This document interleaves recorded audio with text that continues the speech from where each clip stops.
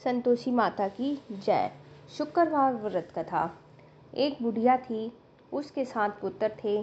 6 कमाने वाले, एक निकम्मा था।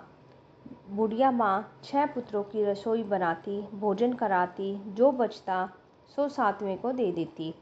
परंतु वह बड़ा भोला था, मन में कुछ विचार न करता था। एक दिन अपनी बहू से बोला, देखो मेरी माता का मुझ पर कितना प्यार है। वह बोली, क्यों नहीं, सबका जूठा बचा हुआ तुमको खिलाती है। वह बोला, मैं जब तक अपनी आंखों से ना देख लूँ मान नहीं सकता। बहू ने कहा, देख लोगे तब तो मानोगे। कुछ दिन बाद बड़ा त्योहार आया। घर में 7 प्रकार के भोजन और चूरमे के लड्डू बने। सब जांचने को सिरदर्द का बहाना कर पतला कपड़ा सिर पर ओढ़कर रसोई में सो गया। कपड़े में से सब देखता रहा। 6 भाई भोजन करने आए। उसने देखा माँ ने उनके लिए सुंदर सुंदर आसन बिछाए, 7 प्रकार की रसोई परोसी। वह आग्रह करके उन्हें जिमाती थी और वह देखता रहा। 6 भाई भोजन करके उठे, तब झूठी थालियों में से लड्डुओं के टुकड़े उठाकर एक लड्डू बनाया। जूठन साफ करके माँ ने उसे पुकारा, उठ बेटा, 6 भाई भोजन करके गए, अब तू ही बाकी है, उठ ना, कब खाएगा। वह कहने लगा, माँ मुझे भोजन नहीं करना, मैं परदेश जा रहा हूँ। माता ने कहा, कल जाता हो तो आज चला जा। वह बोला, हाँ हाँ आज ही जा रहा हूँ। यह कहकर वह घर से निकल गया। चलते समय बहू की याद आई। वह गौशाला में कंडे ताप रही थी। जाकर बोला, हम जावे परदेश को, आवेंगे कुछ काल बाद। तुम रहियो संतोष से धर्म अपने पाल। वह बोली, जाओ पिया आनंद से, हमारी सोच हटाए। राम भरोसे हम रहे, ईश्वर तुम्हारे सहाय। देवी निशानी आपनी देख धरु मन धीर, सुधी हमारी ना बिसारियो, रखियो मन गंभीर। वह बोला, मेरे पास तो कुछ नहीं है, यह अंगूठी है सो ले लो और अपनी निशानी मुझे दे दो। वह बोली, मेरे पास क्या है, यह गोबर भरा हाथ है।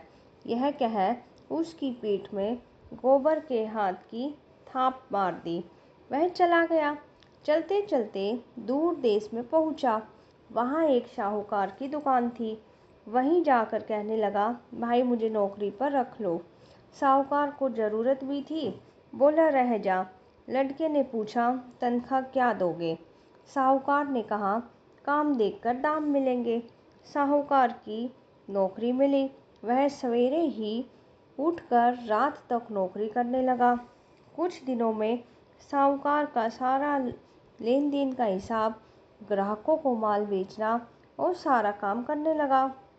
साहूकार के बहुत सारे नौकर थे, सब चक्कर खाने लगे, यह तो बहुत ही होशियार है।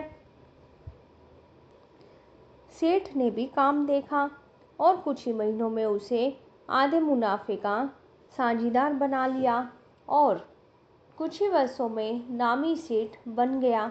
मालिक सारा कारोबार उसके ऊपर छोड़कर बाहर चला गया। अब बहू पर क्या बीती सुनो।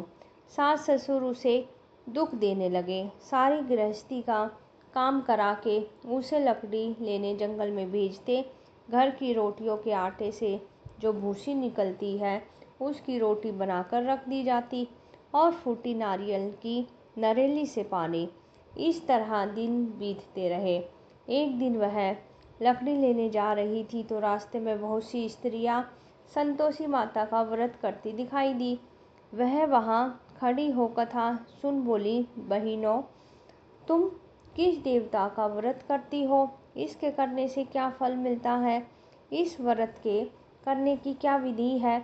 यदि तुम अपने इस व्रत का विधान मुझे समझा कर कहोगी तो मैं तुम्हारा बड़ा एहसान मानूंगी। तब उनमें से एक स्त्री बोली, सुनो, यह संतोषी माता का व्रत है। इसके करने से निर्धनता दरिद्रता का नाश होता है, लक्ष्मी आती है, मन की चिंताएं दूर होती है, घर में होने से मन को सुख, प्रसन्नता, शांति मिलती है। व्रत के दिन घर में खटाई कोई ना खावे। यह सुनकर बहू जल्दी रास्ते में लकड़ी के बोझ को बेच दिया और उन पैसों से गुड़ चना ले माता के व्रत की तैयारी कर आगे चली और सामने मंदिर देख पूछने लगी, यह मंदिर किसका है? सब बच्चे कहने लगे, संतोषी माता का मंदिर है। ये सुनकर माता के मंदिर में जा माता के चरणों में लेटने लगी। दीन हो विनती कर लगी, माँ मैं मूर्ख हूँ, व्रत के नियम कुछ नहीं जानती हूँ, मैं बहुत दुखी हूँ। हे माता जगत जननी, मेरा दुख दूर करके मैं तेरी शरण में हूँ। माता को दया आई। एक शुक्रवार बीता कि दूसरे शुक्रवार को ही इसके पति का पत्र आया। तीसरे को उसका भेजा पैसा भी आ पहुँचा। यह देखकर जेठानी मुंह सिकोड़ने लगी। इतने दिनों में इतना पैसा आया, इसमें क्या बड़ाई है? लड़के ताने देने लगे कि काकी के पत्थर आने लगे, रुपया आने लगा। अब तो काकी की खातिर बढ़ेगी, अब तो काकी बुलाने से भी नहीं बोलेगी। बेचारी सरलता से कहती, भैया पत्थर आवे, रुपया आवे तो हम सब के लिए अच्छा है। ऐसा कहकर आंखों में आंसू भर के संतोषी माता के मंदिर में आकर मातेश्वरी के चरणों में गिरकर रोने लगी। माँ मैंने तुमसे पैसा नहीं, मुझे पैसे से क्या काम है? मुझे तो अपने सुहाग से काम है। मैं तो उन्हें स्वामी के दर्शन और सेवा मांगती हूँ। तब माता ने प्रसन्न होकर कहा, जा बेटी तेरा स्वामी आएगा। ये सुन खुशी से बावली हो घर के कामकाज करने लगी। जब संतोषी माँ विचार करने लगी, इस भोली पुत्री से मैंने कह तो दिया कि पति आवेगा, आवेगा कहाँ से? वह तो इसे सपन में भी याद नहीं करता। उसे याद दिलाने के लिए मुझे जाना पड़ेगा। इस तरह माता बुढ़िया के बेटे के सपन में जाकर बोली, साहूकार के बेटे सोता है या जगता है? वह बोला, माता सोता भी नहीं हूँ, जागता भी नहीं हूँ, बीच में ही हूँ। ओहो क्या आज्ञा है? माँ कहने लगी, तेरा घर बार कुछ है या नहीं है? वह बोला, मेरा सब कुछ है, माँ बाप भाई बहन बहू, क्या कमी है? माँ बोली, भोले पुत्र तेरी स्त्री घोर कष्ट उठा रही है, तेरे माँ बाप उसे दुख दे रहे हैं, वह तेरे लिए तरस नहीं है क्या? तू उसकी सुधि ले।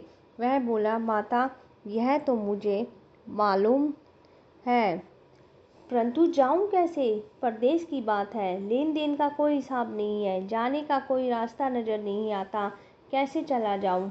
माँ कहने लगी, मेरी बात मान, सवेरे नहा धोकर माता का नाम ले, घी का दीपक जला, दंडवत कर दुकान पर जा बैठना। देखते ही देखते तेरा लेन देन चुक जाएगा, माल बिक जाएगा, सांझ होते होते धन का ढेर लग जाएगा। तब सवेरे बहुत जल्दी उठ उसने लोगों से अपने सपने की बात कही। वे सब उसकी बात सुनकर अनसुनी कर दिल लगी उड़ाने लगे। कहीं सपने भी सच होते हैं। एक बूढ़ा बोला, देख भाई मेरी बात मान, इस तरह सांझ झूठ करने के बदले देवता ने जैसा कहा है वैसा ही करना, तेरा इसमें क्या जाता है? अब बूढ़े की बात मानकर नहा धोकर संतोषी माता को दंडवत करके घी का दीपक जला दुकान पर जा बैठा। थोड़ी देर में क्या देखता है कि देने वाले रुपया लाए, लेने वाले हिसाब लेने लगे। कोठे में भरे सामानों के खरीदार नग दाम में सौदा करने लगे।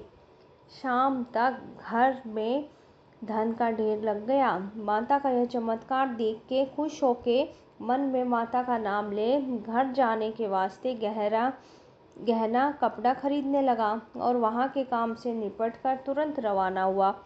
वहाँ बहू बेचारी जंगल में लकड़ियाँ लेने जाती है, लौटते वक्त माता के मंदिर में विश्राम करती है और वह तो उसका रोज रुकने का स्थान ठहरा। दूर से धूल उठती देखकर वह माता से पूछती है, हे माता, यह धूल कैसी उड़ रही है?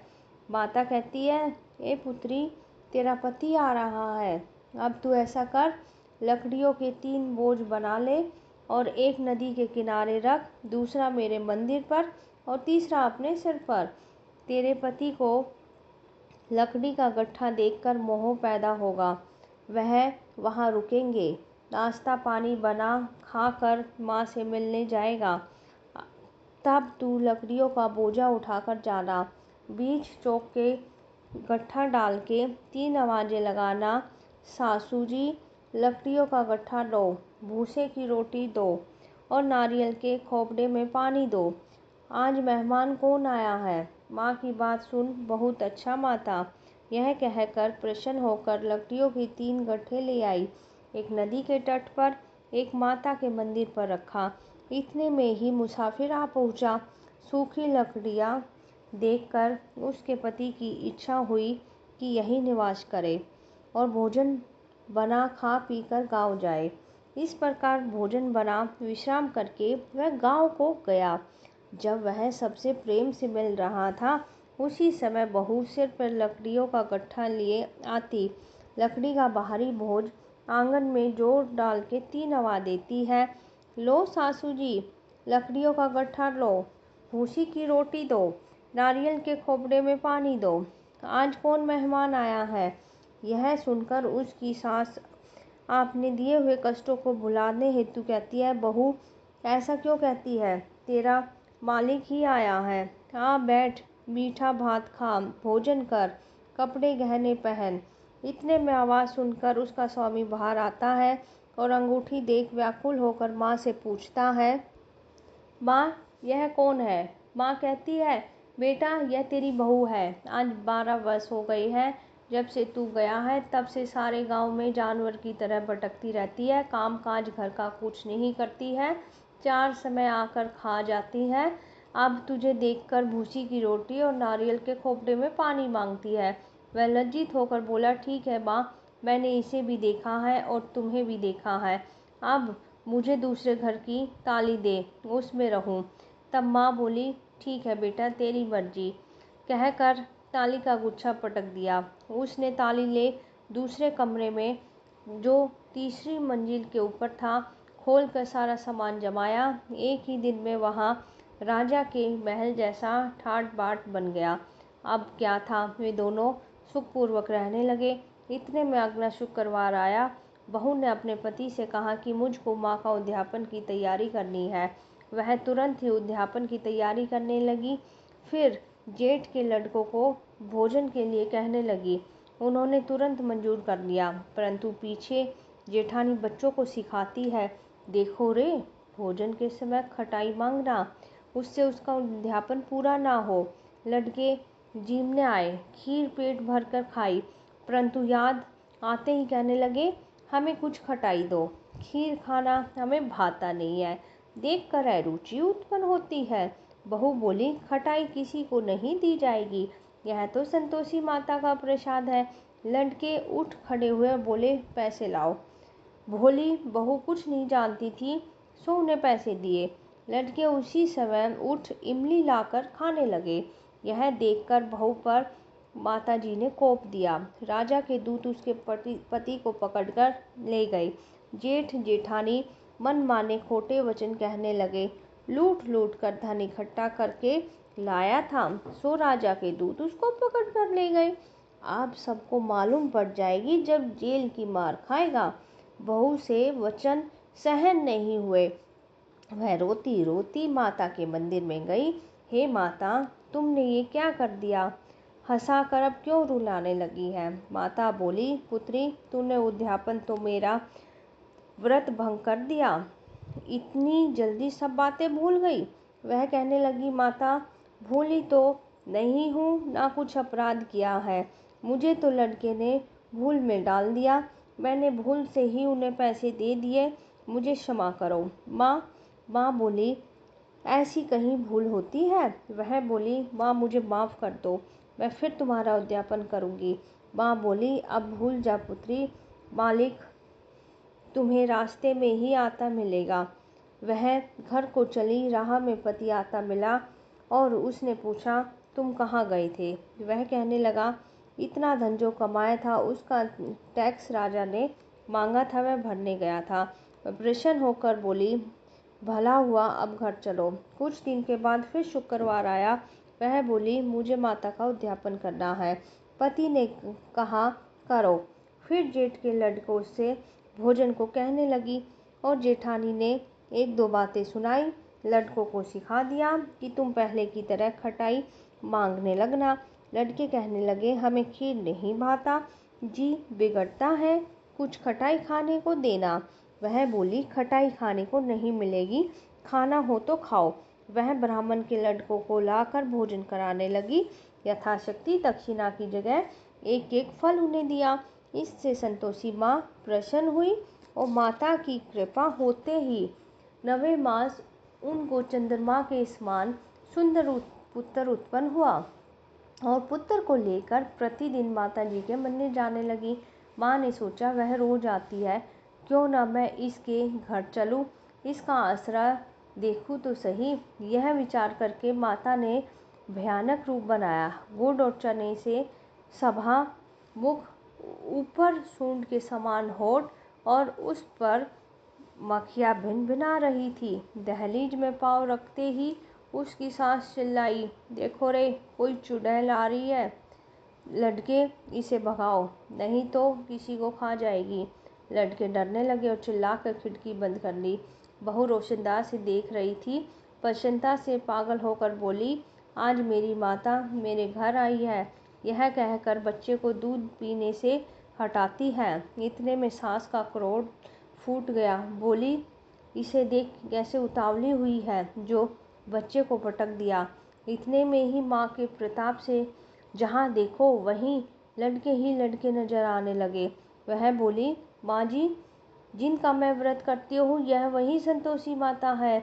इतना कह झट से सारे घर के किवाड़ खोल देती है और सब ने माता के चरण पकड़ लिए और विनती करके कहने लगे, हे माता, हम मूर्ख हैं, हम अज्ञानी हैं, हम पापी हैं, तुम्हारे व्रत की विधि हम नहीं जानते हैं, तुम्हारे व्रत भंग करके हमने अपराध किया है। हे माता, आप हमारा अपराध क्षमा करो। उसी प्रकार माता प्रसन्न हुई और माता ने बहू को जैसा फल दिया था वैसा माता सबको दे, जो पढ़े उसका मनोरथ पूर्ण हो।